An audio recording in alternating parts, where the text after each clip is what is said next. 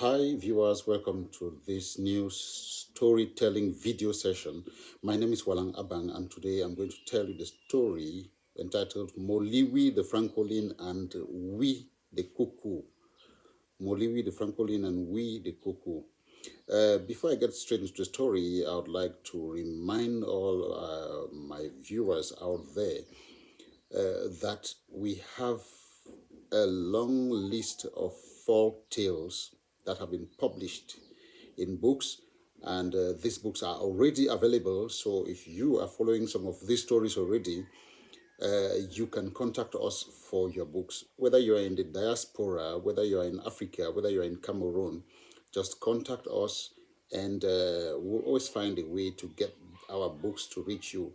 In fact, what motivates us is our desire to connect our children with our realities.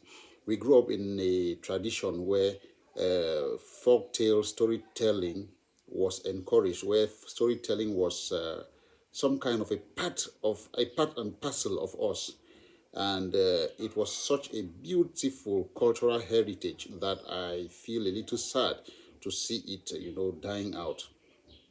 And so I've made it my mission. I've made it my mission to resurrect many of these stories. You won't imagine how far I've gone to get back some of these stories. I mean, to compile them together and publish books that our kids can read and reconnect with our realities, and to discover the rich cultural heritage that we have here in Africa, because that's always the base. So, having said that, I'll proceed with the story of Moliwi the Francolin and We the Cuckoo. Moliwi the Francolin. Francolin is popularly referred to in parts of Africa as the bushfowl. So Moliwi the Francolin and We the Cuckoo were co-wives. They were both married to the same husband. Now, their husband was called Mola Moembe. While Moliwi the Francolin was very hardworking, We the Cuckoo was lazy and liked showing off her beauty in the village. We the Cuckoo always stayed back at home fixing herself to look beautiful and attractive. She never did any house chores like cleaning, cooking, or washing of dresses. Moliwi the Francolin was the first wife, but Mola Moembe treated We the Cuckoo with much more fairly than Moliwi the Francolin. When he went out to hunt and returned with a game, he would give the head of the animal to Moliwi, while he would give the body to We the Cuckoo.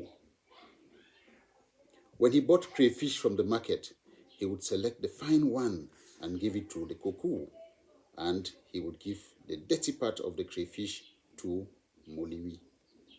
That's the Francolin. The Francolin never complained.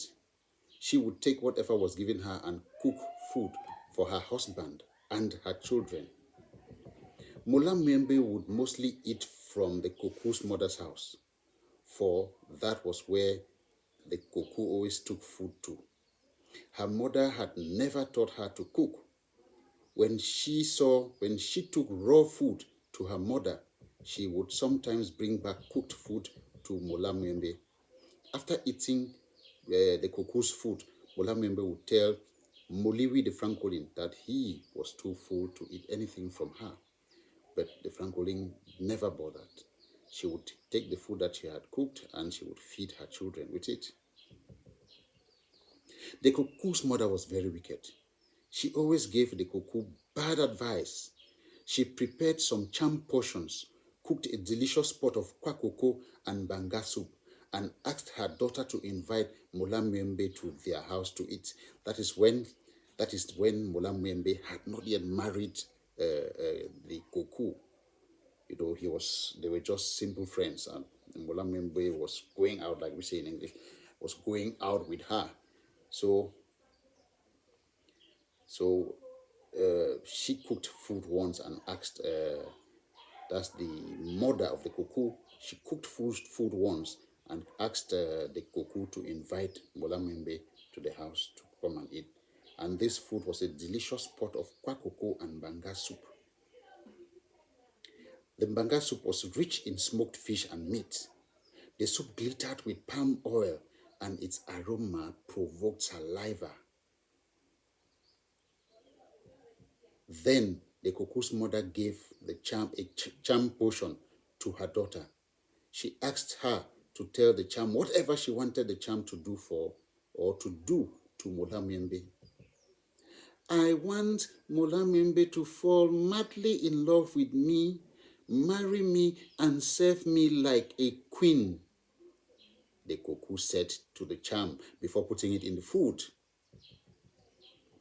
Mola Moembe was invited to eat at the cuckoo's mother's house.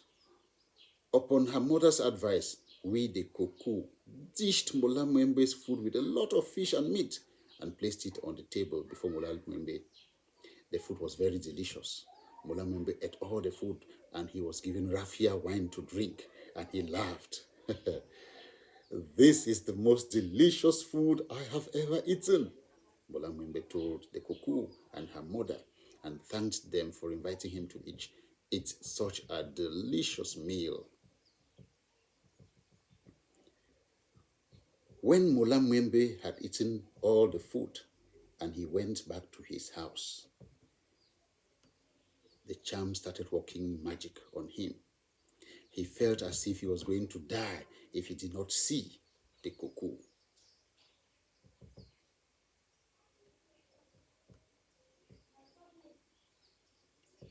He felt as if he was going to die if he did not see the cuckoo. Mola Moembe would go to the farm and he would not work. Nothing seemed to please Mola Moembe again. And Mola Moembe decided that if he did not go and marry the cuckoo, then something bad could happen to him. He was not sleeping. He kept thinking about the cuckoo. Mola Moembe could not think about anything else. A few days later, he went back to the cuckoo's mother with a request to marry her daughter. He brought many gifts so that his request would neither be rejected nor delayed. Mola Moembe thought he was madly in love with the cuckoo. He could not live without her. He decided that he could not even stay for several hours without marrying the cuckoo. If he did not marry her as soon as possible and take her to his house, he could die. He took with him 2 bags of salt, 2 bags of rice, 2 jugs of palm oil, 2 pigs, 18 yards of wrapper cloth, 2 large gourds of palm and raffia wine, and some strong locally brewed spirit. And then he called some of his kinsmen to accompany him. The cuckoo's mother in turn invited a few neighbors and uncles of the cuckoo as tradition demanded. I have come with double the bride price, Mola Moembe said. I want to go back with my wife today. When we, the cuckoo, her mother, her uncles, their neighbors, and Mola Moembe ate food that was cooked and drank tasty raffia and palm wine, Mola Moembe was given his wife, the cuckoo. He took her to his house happily.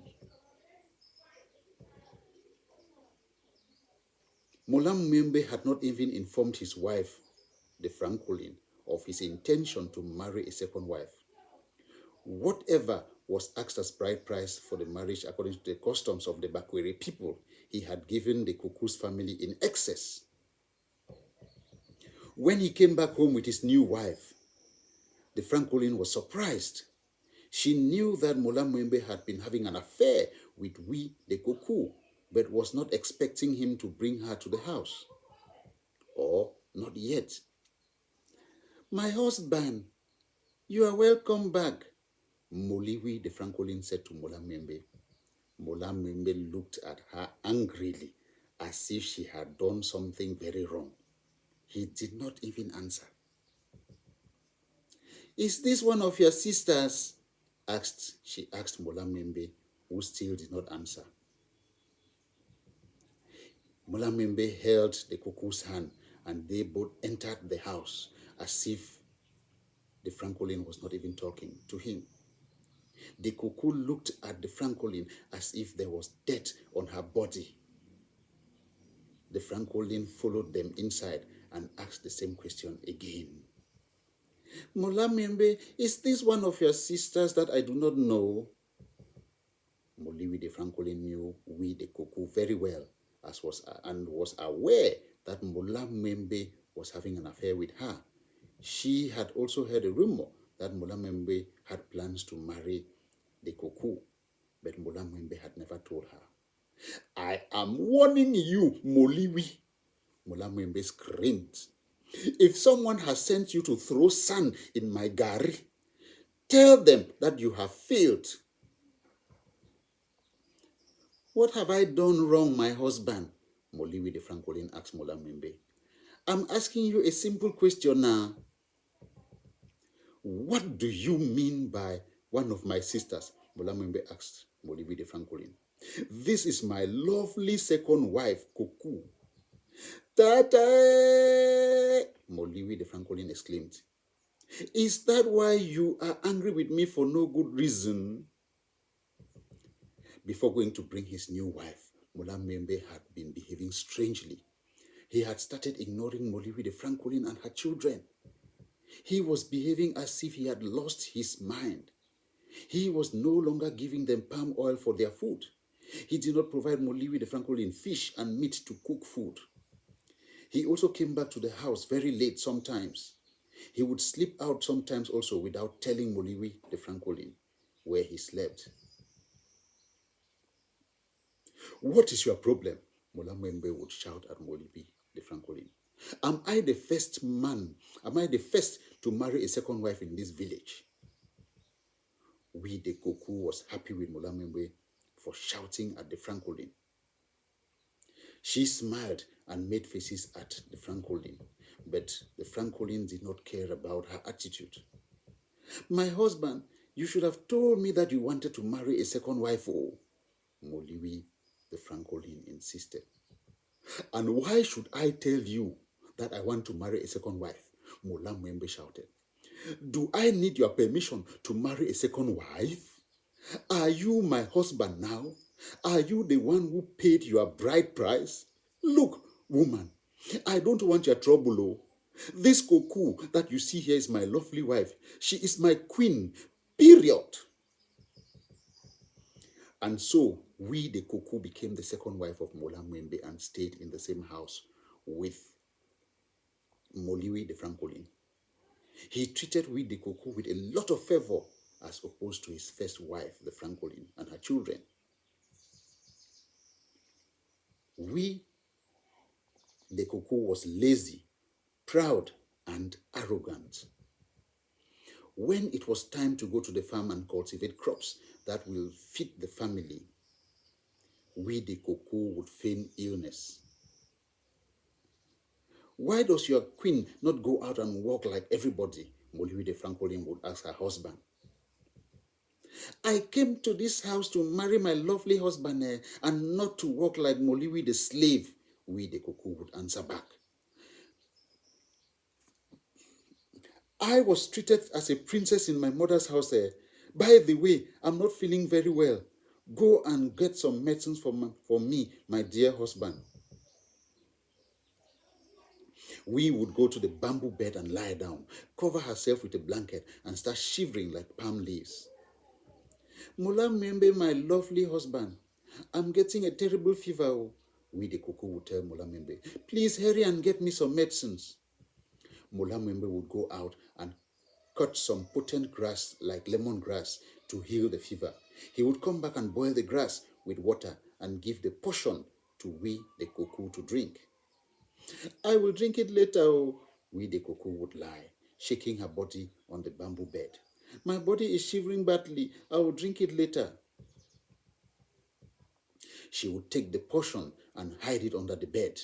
When Mola Moembe and his wife Moliwi the Francolin went to the farm, we the Cuckoo would get up and throw the potion out through the window. She would bathe and put on some nice clothes, which her husband had bought for her. She would go around the village singing and showing off. Cuckoo, cuckoo, cuckoo. I am Princess Cuckoo, beautiful, intelligent. She would boast to the villagers. My husband obeys me like a servant obeys the queen. He does everything I say. If I say he should send that his dull and ugly wife away, he will send her packing with her children immediately. He is my servant. I think I will soon order him to send away his foolish, ugly wife. Cuckoo, cuckoo, cuckoo.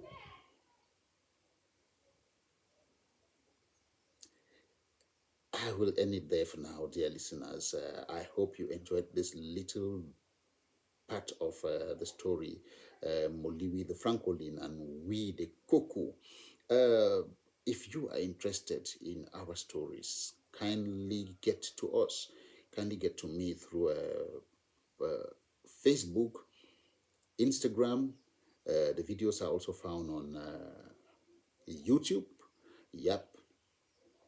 And in future, I'll give you numbers that you can call and get our books. Please get connected. I encourage all of you to share this video, like and share this video so that as many people as possible can get in contact or can get connected to the African reality, because it is really, really rich and beautiful. Thank you and God bless you.